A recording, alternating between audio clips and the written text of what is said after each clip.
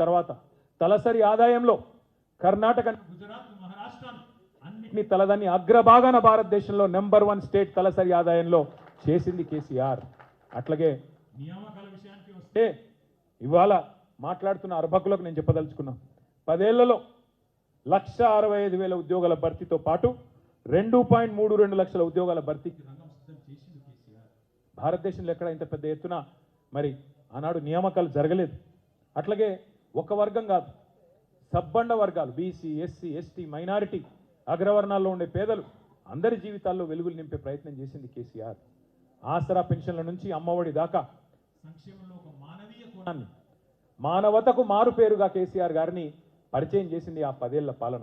ఒకటి కాదు, రెండు కాదు చెప్తే కళ్యాణ లక్ష్మి, కేసీఆర్ కిట్లు, వినూత్న పథకాలు, మాతా శిశు మరణాలను తగ్గించిన పథకాలు, మానవీయమైన ఆలోచన, వృద్ధులకు కంటి చూపు ఉండదని ఆలోచన చేసి కంటి వెలుగు లాంటి పథకం పెట్టిన మహానుభావుడు భారతదేశంలో ఉన్నారా?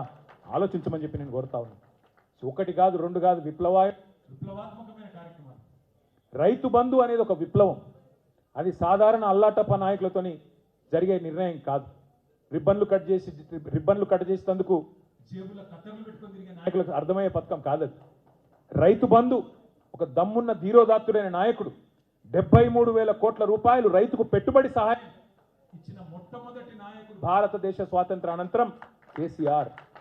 భూమి శిస్తును రద్దు చేసి, నీటి తీరువాను రద్దు చేసి, పేదవాడికి ముఖ్యంగా తెలంగాణ రైతుకు వెన్నుముకగా, నిటారుగా నిలబడే విధంగా వారికి వెన్నుముకగా అండగా నిలబడ్డది, చేతిలో కర్రలాగా ఆసరాగా నిలబడ్డది కేసీఆర్.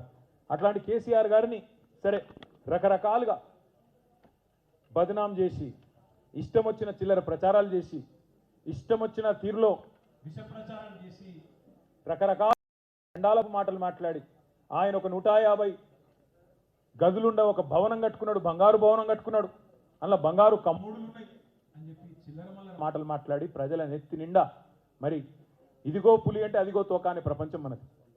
ఏంది అనేది కూడా ఆలోచన లేకుండా మరి నెత్తి నిండా ఇట్లాంటి అబద్ధాలతో, యూట్యూబ్ ప్రచారాలతో విషం నింపి, అబద్ధాలు చెప్పి, చివరికి అవే అబద్ధాలను డిక్లరేషన్ల రూపంలో, అవే అబద్ధాలను 420 హామీల రూపంలో అడ్డమైన మాటలన్నీ చెప్పి చివరికి మరి గద్దెనెక్కింది కాంగ్రెస్ పార్టీ, కాంగ్రెస్ ప్రభుత్వం. అబద్ధాలు, అభూత కల్పనలు, విష ప్రచారాలతో తెలంగాణ రాజకీయాలను కలుషితం చేసింది కాంగ్రెస్ పార్టీ.